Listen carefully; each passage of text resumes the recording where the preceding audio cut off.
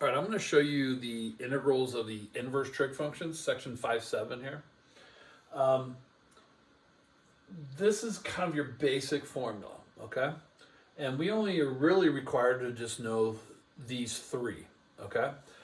The other three, the arc cosine, arc cotangent, arc cosecant, are the exact same answers as these, but with a negative sign. So we pretty much learn all six when we do this.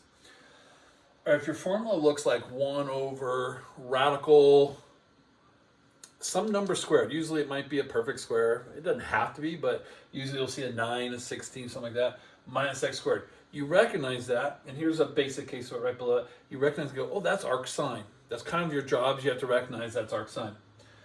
So it's just going to be arc sine of whatever's being squared over what's being squared here, okay? You'll notice the difference with arc tangent. It's got its same setup. It's all based on, if you guys remember, their derivatives. Whatever's squared plus x squared here, these could be reversed. You'll see that reversed right here. It's no big deal. So an a in this problem turns out to be 4. But you see how the answer looks a little different. You have a 1 over a in front. So you'll have, if it was 4, 1 over 4 in front. All right. And again, it's going to be arctangent of what's being squared for the variable over what's being squared for the constant. All right. Then arcsecant's a little more complicated. You got your a constant here. It's kind of backwards with sign there. You'll also have the 1 over a, but you'll notice you have a little absolute value. So there's a slight difference in each one, kind of what's happening. So if you're not sure who gets the 1 over a, just remember everybody gets a 1 over a except sine. Sine does not get one. All right, so I have my way of teaching this. I kind of don't have a lot of room to write here, but there's a way I teach it. I tell students, I said, look, write down the variable what's being squared, like x. Okay, what's being squared? The variable. And then I say, write down the constant that's being squared there. So a. Okay, so I said, write down the variable and square. What's being squared there? Okay, so here's your job. When you learn how to take the derivative of arc sine, remember we always put 1 over radical. We would put a 1 here minus our function squared times the derivative. So when we go backwards, whatever's being squared here, in this case it's just x, the derivative of that has to be on top. So whatever you write down for v, the derivative of x is 1. As long as that's on top, I'm done. My answer is going to just be arc sine of your variable over your a. So your arc sine of x over 3 plus c. Now this is typical AP level. They ask on a very low level, okay? All right, so now this next one here, your variable and your a, what are they? So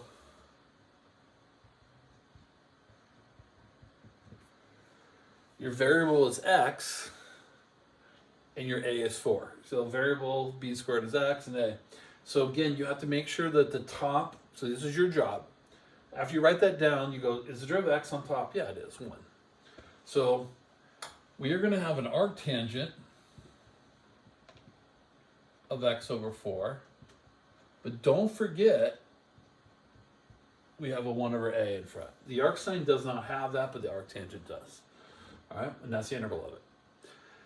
So again, this is, again, AP level. They don't go very far with this. They make it pretty simple. This one's a little more complicated.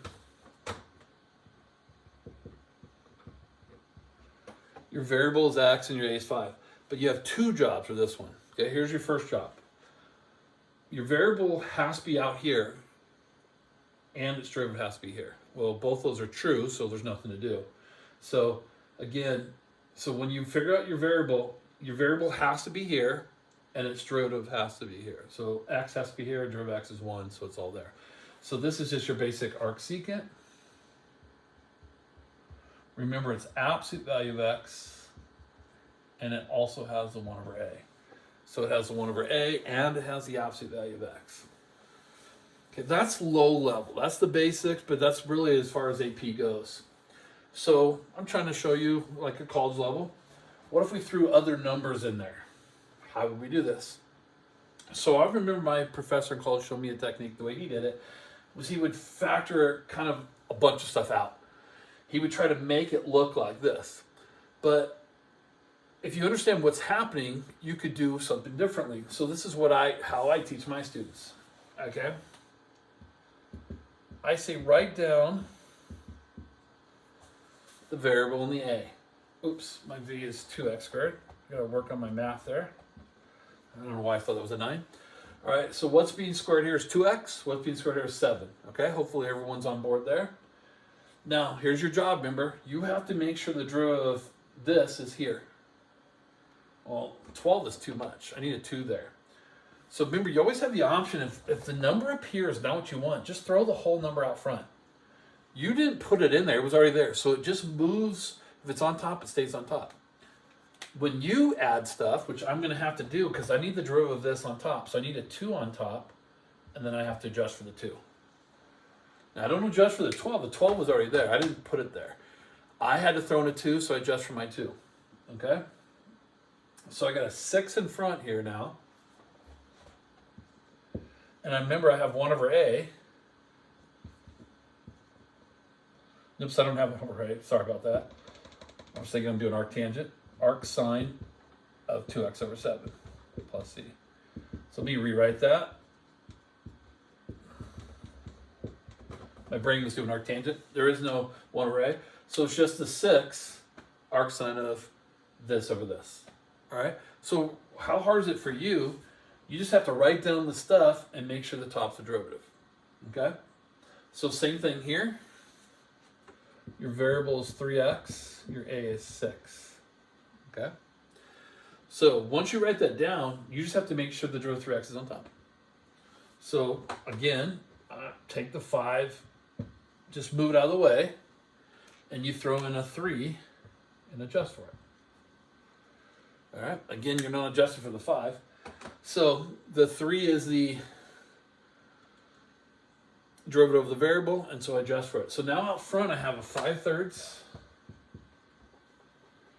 And now I do have the 1 over a, so 1 over 6. And it's arctangent. It's going to be arctangent of this over this. So let's clean this up here. We got 5/18.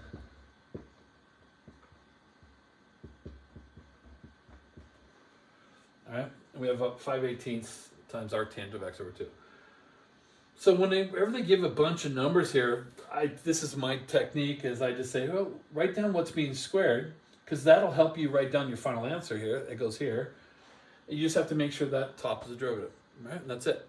The harder two is arcsecant. So I'm going to erase this and show you. My eraser fell again. So let me show you 2 more.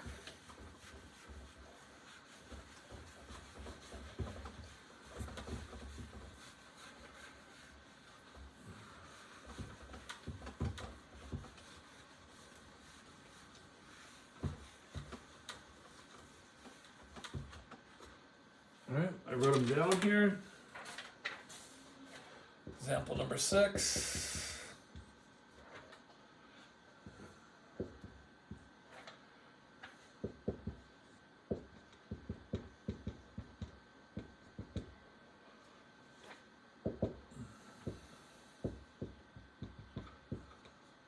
All right, bear with me as I write these down. 7 over.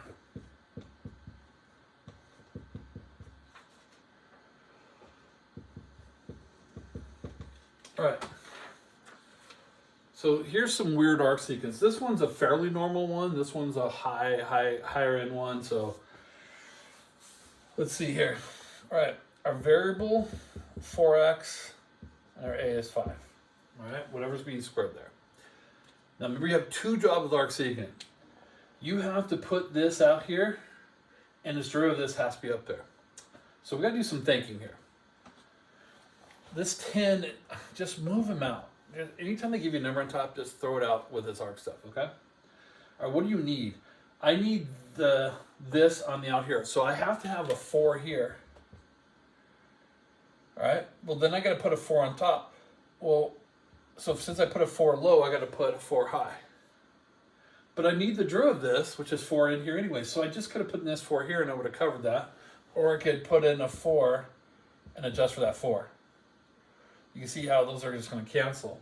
So what I need is this function out here and its derivative out here. So it's going to have the same number, which makes it easy. So I just have to kind of put that there to make sure everything's working fine. So that's it. So I have to make sure this is here and the derivative of this is here. And I do. So now I'm done. So I know it's arcsecant of 4x over 5. Don't forget the absolute value. But the number in front is 10, and you have 1 over a. So you got 10 and the 1/5, which just gives me a 2.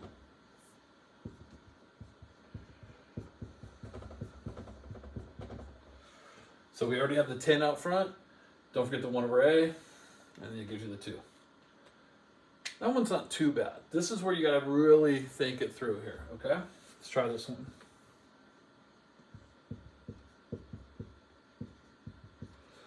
So this time what's b squared is 3x squared. My a is 2, all right? Now, my job, I have to make this here. I'm missing an x. We can't deal with missing x's too well, but if I keep it inside the integral, I'm okay. So actually, look, again, this 7, just move it out front. He's not going to be what you want, just move that number out front. All right, I'm missing a 3x to get 3x squared. So my adjustment has to stay inside because it's got a variable. The 3 could go out, but we just do that, okay? So we put the 3x in. So as long as we're inside the integral, we're okay. All right, so now that's there. Well, the derivative of this is 6x. So I got 3x on top. So I'm missing a 2. Now look at everything I did in blue. That's my adjustment. They should all cancel because I can't change a problem. That's 6x and that's 6x. And in a sense, I've done nothing, but it's manipulating it. You have to make it look a certain way so you can take the integral. So this has to be, here it is, because I put a 3x next to my x, so give me 3x squared. And then the derivative of this, 6x, has to be on top, it is. So out front I have a 7/2, but don't forget, I also have the 1 over a, arcsecant, absolute value of 3x squared plus 2. Now, since 3x squared is always positive, you don't have to put the absolute value if you don't want to.